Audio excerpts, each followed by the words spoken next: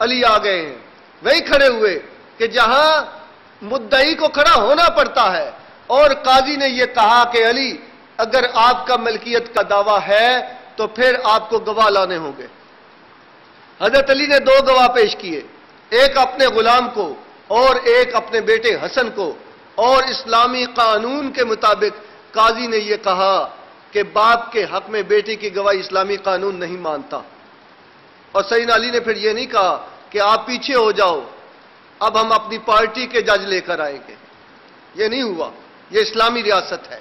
حضرت علی نے خاموشی اختیار کی، عدالت سے باہر نکلے، اندر قانون کا مقدمہ نہ جیت سکے اور عدالت کے دروازے پر آ کر دل کا مقدمہ جیت لیا۔ وہ یہودی آپ کے قدموں میں گر پڑا اور اس نے کہا میں گواہی دیتا ہوں کہ آسمان اس عدل اور انصاف کی وجہ سے قائم ہے۔ اس لیے اس اسلامی ریاست کو دنیا ترس رہی ہے، یہ ان کی ضرورت ہے، اور غلط دکانوں پر جا پہنچی۔ انہیں معلوم نہیں ہے کہ اگر امن چاہتے ہیں تو امن حضور صلی اللہ علیہ وسلم کی اسلامی ریاست عطا کرے گی۔ اس نے یہ نہیں کہا کہ ایک دیوبندی کا قتل سب دیوبندیوں کا قتل ہے، ایک جماعتی ایک کا قتل سب جماعتیوں کا قتل ہے، اور ایک پیپلز پارٹی والے کا قتل سب پیپلز پارٹی والوں کا قتل ہے۔ بالکل نہیں کہا۔ یہ بھی نہیں کہا کہ ایک مسلمان کا قتل سب مسلمانوں کا قتل ہے۔ یہ انسانوں کو تحفظ دینے والی ریاست ہے۔ اس نے کہا ہے کہ انسان کا قتل سب انسانوں کا قتل ہے، اور اس اسلامی ریاست کی جس کا آغاز مدینے کے 4000 مربع میل سے ہوا، اور آپ کو ہو سکتا ہے یہ 4000 مربع میل بہت زیادہ لگتے ہوں، لیکن ابھی آپ کو پتہ چل جائے گا کہ یہ ایک تحصیل کے قریب کا رقبہ، یہاں سے آغاز ہوا، لیکن عشق بڑھتا رہا۔ سوئے دار و رسن زخم کھاتا ہوا، مسکراتا ہوا، راستہ روکتے روکتے تھک گئے زندگی کے بدلتے ہوئے زاویے۔ 25 سالوں کے اندر سیدنا عثمان رضی اللہ تعالیٰ کے دور تک 4000 مربع میل کی ریاست 45 لاکھ مربع میل تک 3 بر اعظموں کو چھو رہی تھی۔ اور اقبال کہتے ہیں کہ اگر چاہوں تو نقشہ کھینچ کر الفاظ میں رکھ دوں، مگر تیرے تخیل سے فزوں تر ہے وہ نظارہ۔ معزز سامعین، آپ نے ضلع کچہریاں تو دیکھی ہوں گی، آپ نے کبھی نہیں دیکھا کہ ضلع کچہری میں لوگ صبح سویرے ٹائم کی پابندی کے ساتھ پہنچتے ہیں، اور جب پہنچتے ہیں کئی ایک کے پاس بندوقیں بھی ہوتی ہیں اور ان کے پاس ایک کاغذ بھی ہوتا ہے۔ سب سے زیادہ جھگڑا کچہری میں ملکیت زمین کا ہوتا ہے۔ ایک گروپ کہتا ہے میری، دوسرا کہتا ہے میری، قتل ہوتے ہیں، قتل کرتے ہیں، اور کوئی امریکہ مشورہ نہیں دیتا کہ یہ قتال والی صورتحال ختم کرو۔ اس قتال پر کوئی اعتراض نہیں ہوتا۔ اسلامی ریاست کی کوئی حد نہیں ہے۔ ساری زمین 7 بر اعظم جناب محمد رسول اللہ صلی اللہ علیہ وسلم کو الاٹ کیے گئے ہیں۔ یہ قرآن ہے، اس کی تائید میں تورات ہے، زبور ہے، انجیل ہے، اور آپ کے دانشور کو غلطی لگے اور آپ کو منصورہ میں آنے کے باوجود وہم ہو تو ہو، اللہ ہم سب کی رہنمائی کرے۔ کافروں کو کوئی وہم نہیں ہے، کافر دین کو سمجھ گئے ہیں، معافی چاہتا ہوں، اس پہلو سے سمجھ گئے ہیں۔ ہم نے تسلیاں دلائی ہیں کہ ہمارا آنے کا کوئی پروگرام نہیں ہے، ہم نے تسلیاں دلائی ہیں کہ ہمارے بچے نظام تعلیم کے نتیجے میں خلافت راشدہ سے دور ہیں، ویلنٹائن ڈے کو یاد کرتے ہیں، پریشان نہ ہوا کرو۔ ہم نے تسلیاں دلائی ہیں کہ ہم اپنی عورتوں کے کپڑے کم کر رہے ہیں، ہم نے تسلیاں دلائی ہیں کہ ہم اسلامیات سے جہاد اور قتال کی آیات نکال رہے ہیں، ہم نے تسلی دی ہے کہ ہم تبلیغ پر بات کریں گے، جہاد پر نہیں کریں گے، مسجد میں سیاست کو نہیں آنے دیں گے، پوری کوشش کی ہے۔ معزز سامعین، یہ نصف صدی کا قصہ ہے کہ کافروں نے ہماری بات کا یقین کر لیا، وہ یقین نہیں کر سکتے۔ اس لیے قرآن نے پہلے کہہ دیا تھا لن ترضى عنك اليهود والنصارى، یہودی اور عیسائی آپ سے راضی ہو ہی نہیں سکتے۔ وہ قرآن براہ راست بھی دیکھتے رہتے ہیں، اور انہوں نے قرآن مجید کی آیت نمبر 29 سورہ توبہ میں سے پڑھی ہے، آپ بھی جا کے پڑھ لیجئے گا۔ اللہ نے فرمایا قتل کرو، یہ نہیں فرمایا کہ جہاد کرو، ذرا توجہ دیجئے، کہا قتل کرو۔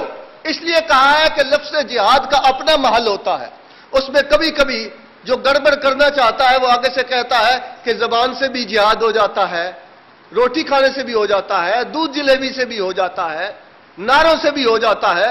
جہاد کی تو اتنی وسعت ہے، یاد رکھیں جہاں قلم سے جہاد ہوتا ہے وہاں اسلحے سے جہاد کرنا صحیح نہیں ہوتا، لیکن جہاں اسلحے سے ہوتا ہے وہاں قلم سے کرنا صحیح نہیں ہوتا۔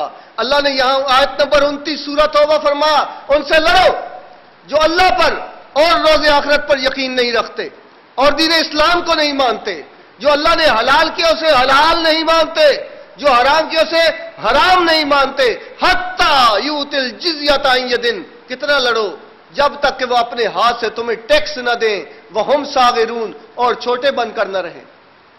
آپ کو اور مجھے دقت ہو تو ہو، کافروں کو کوئی دقت نہیں ہے، وہ کسی تسلی کو اور کسی جیلی خطاب کو نہیں مانتے، انہیں پتا ہے کہ قرآن مجید کا سیاسی ایجنڈا ہے، وہ جانتے ہیں کہ ساری زمین محمد رسول اللہ صلی اللہ علیہ وسلم کو الاٹ ہوئی ہے، مسلمانوں نے آنا ہے، ان کے علماء مانے یا نہ مانے، ان کا سیاستدان مانے یا نہ مانے، ان کے جرنیل مانے یا نہ مانے، انہوں نے آنا ہے، ان کی بستیوں سے قتال اور جہاد کے کاروان نکلتے رہنے ہیں۔ ان کے رسول نے کہا ہے کہ میری امت میں جہاد ہمیشہ جاری رہے گا، ان کی گردنوں پر غلامانہ ذہن والے حکمران رہیں گے، تب بھی جہاد کے کاروان نکلتے رہیں گے، یہ بات وہ سمجھتے ہیں۔ ورنہ امریکہ اور ناٹو ممالک کی آرام دہ زندگی چھوڑ کر یہاں افغانستان کے اندر آنا ان کے لیے کوئی آسان ہے؟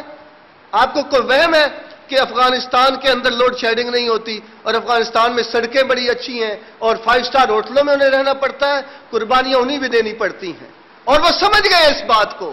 اس لیے کاش ہمیں بھی سمجھ میں آئے اور ہم معاشرے کو سمجھا سکیں کہ قرآن کا بھی سیاسی ایجنڈا ہے، قرآن اسلامی ریاست کا تصور دیتا ہے اور حدیث رسول صلی اللہ علیہ وسلم اس پر گواہیاں دیتی ہے۔ اس کے نتیجے کے اندر صحابہ کرام رضوان اللہ علیہم اجمعین معلوم دنیا کے اندر پھیلے ہیں، تو وہ ریاست وجود کے اندر آئی جس کے صدقے اسلام برصغیر پاک و ہند کے اندر پہنچا ہے۔ چنانچہ میں جو کچھ آپ کے سامنے کہہ سکا ہوں اس کا تقاضا کیا ہے کہ کم از کم سید مودودی رحمۃ اللہ علیہ کی فکر سے ہم آنکھ ہونے کے بعد ہمیں یہ نہیں سمجھنا چاہیے کہ نعوذ باللہ سید مودودی پیغمبر ہیں، نہ ہم ان پر ایمان لانے کی دعوت دیتے ہیں، وہ اللہ کے دین کے نمائندے ہیں، ہم اسی مقام پر ان کو پلیس کرتے ہیں۔ جماعت اسلامی ہمارا کوئی تعصب نہیں ہے اور جماعت اسلامی کی قیادت ہمیں کبھی نہیں سکھاتی کہ اقتدار منصورے کو ملنا چاہیے۔ اقتدار جس کو بھی ملے اگر وہ اللہ اور اس کے رسول کا وفادار ہو تو ہم اس کے وفادار ہیں، لیکن آج کی اس مجلس کا فائدہ یہ ہونا چاہیے کہ ہم یہ سمجھ آئے کہ ساری دینی جد و جہد کے اندر جو چیز جماعت اسلامی کو ممتاز کرتی ہے وہ اس کی سیاست ہے۔ اب اس میں آگے بڑے سوالات ہوتے ہیں۔ وقت کتنا ہے جی میرے پاس؟ وقت ختم ہو گیا ہے۔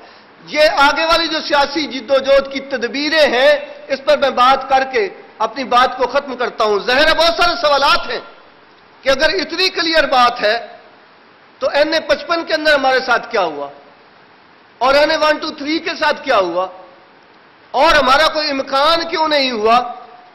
اس کا جواب آپ بھی دیتے رہتے ہیں، میں بھی دیتا رہتا ہوں، لیکن جب تک اسلامی ریاست بن نہیں پاتی نہ تقریر کرنے سے میری چھٹی ہو سکتی ہے اور نہ جد و جہد آپ چھوڑ سکتے ہیں۔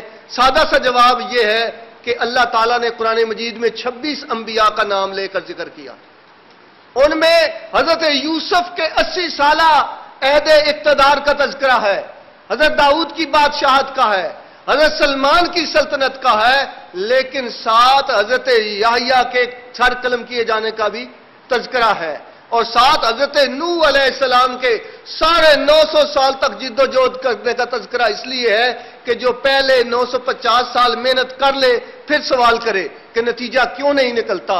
معزز سامعین، نتیجے شورا نہیں نکالتی، قیادت نہیں نکالتی، تدبیر اور حکمت عملی سے نتیجے نہیں نکلتے، نتیجے نکلتے ہیں قرآن کے اصول کے لحاظ سے۔ اللہ نے فرمایا یہدی لمن یشاء، میں جسے چاہتا ہوں ہدایت دیتا ہوں۔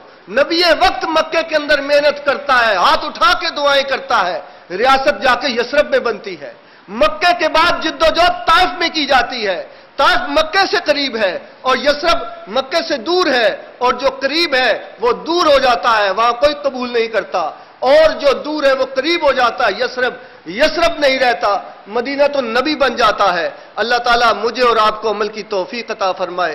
وآخر دعوانا ان الحمدللہ رب العالمین۔